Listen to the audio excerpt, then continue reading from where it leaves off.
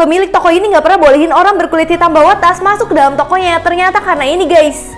Awalnya pria ini terkenal sebagai seorang pemilik toko yang ramah aja. Tapi berbeda kalau misalkan dia lihat orang berkulit hitam nggak boleh masuk bawa tas ke dalam tokonya.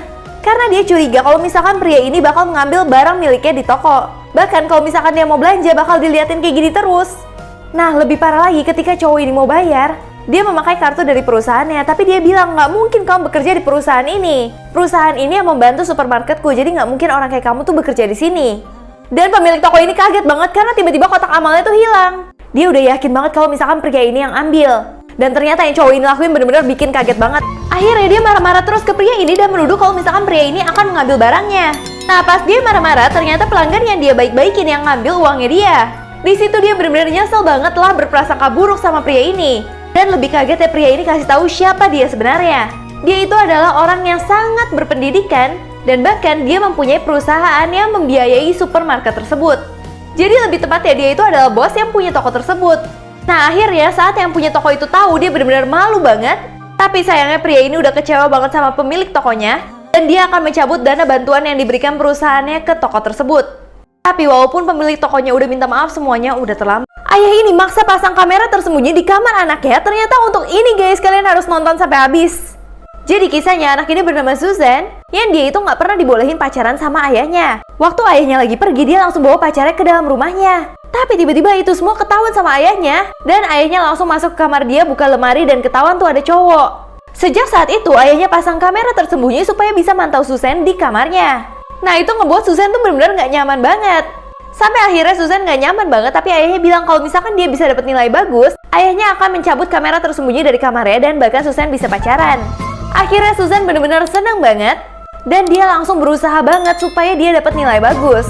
Akhirnya dia belajar dengan giat banget karena juga dipantau terus sama ayahnya. Pas dia dapat nilai, dia seneng banget nilainya tuh bagus. Tapi ada nilai yang jelek yang membuat dia itu nggak bisa pacaran. Tapi ayahnya mencabut kamera tersembunyi di kamarnya.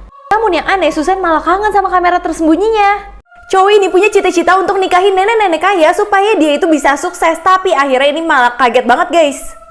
Jadi kisahnya ada cowok yang bernama Michael, dia itu benci banget sama temennya yang bernama Paul. Jadi Paul itu suka memamerkan harta kekayaannya dan ngejek kalau misalkan Michael itu miskin.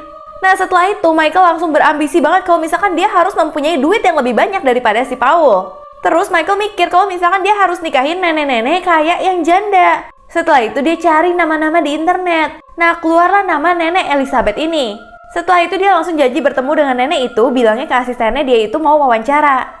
Nah terus Michael sampai di acara yang ada neneknya. Tapi dia ngelihat neneknya itu kayak bosen gitu. Akhirnya Michael mendekat dan ngajak ngomong nenek itu. Nah terus gak berapa lama mereka ngomong, mereka tuh jadi nyambung banget. Tapi tiba-tiba Michael kaget banget karena ini terjadi. Akhirnya Michael kaget banget karena tiba-tiba dia diundang ke rumah nenek itu. Ternyata untuk ini guys. Jadi pas dia datang ke rumah neneknya, dia bingung rumahnya tuh gede banget. Nah pas dia lihat neneknya tuh langsung seneng banget. Nah gak hanya itu aja, terus mereka minum-minum sampai gak sengaja mereka itu saling. Nah setelah itu mereka berdua langsung jatuh cinta banget karena neneknya selama ini tuh selalu kesepian. Tapi anak-anaknya yang mengetahui itu semua langsung marah. Apalagi beberapa bulan saat mereka menikah, tiba-tiba nenek Elizabeth meninggal dunia. Nah dokter bilang kalau nenek itu makan pil yang salah menyebabkan dia itu meninggal. Dan semua harta kekayaannya jatuh ke Michael semua. Di situ Michael nggak ada sedih-sedih sama sekali karena kehilangan Elizabeth. Dan bahkan Michael langsung ke rumah Paul untuk memamerkan kekayaannya dia. Walau di situ Paul nggak percaya banget atas apa yang dia lihat, tapi dia benar-benar kasih tahu ke Paul kalau misalkan aku lebih kaya dari kamu. Anak ini mau ngetes ayahnya dengan pura-pura meninggal, tapi malah ini yang terjadi. Ini parah banget sih guys. Jadi kisahnya anak ini adalah anak satu-satunya, tapi ibunya tuh meninggal dunia. Semenjak ibu yang meninggal, dia itu tidak mendapatkan kasih sayang sama sekali dari ayahnya. Sampai kadang-kadang dia itu sengaja membuat masalah sampai ke kantor polisi supaya ayahnya tuh peduli, tapi ayahnya malah marahin dia. Nah di sini itu membuat dia marah banget kenapa ayahnya tuh nggak pernah sayang sama dia sama sekali. Sampai akhirnya dia membuat sesuatu yang parah banget. Dia membuat skenario pura-pura tenggelam di laut, terus dia mencari hotel yang murah. Setelah itu dia mau lihat ayahnya tuh peduli sama dia nggak sih? Tapi dia kaget banget masalah dia tuh jadi ada di berita dan viral banget. Sampai semua orang nyari dia dan ini akhirnya parah banget. Akhirnya cowok ini viral banget karena dia pura-pura meninggal tapi ayahnya malah nggak peduli sama sekali. Karena dia udah takut banget dia viral, dia kemana-mana tuh dicari-cari semua orang. Akhirnya dia aduin aja ke polisi kalau misalkan dia itu cuma pura-pura meninggal doang.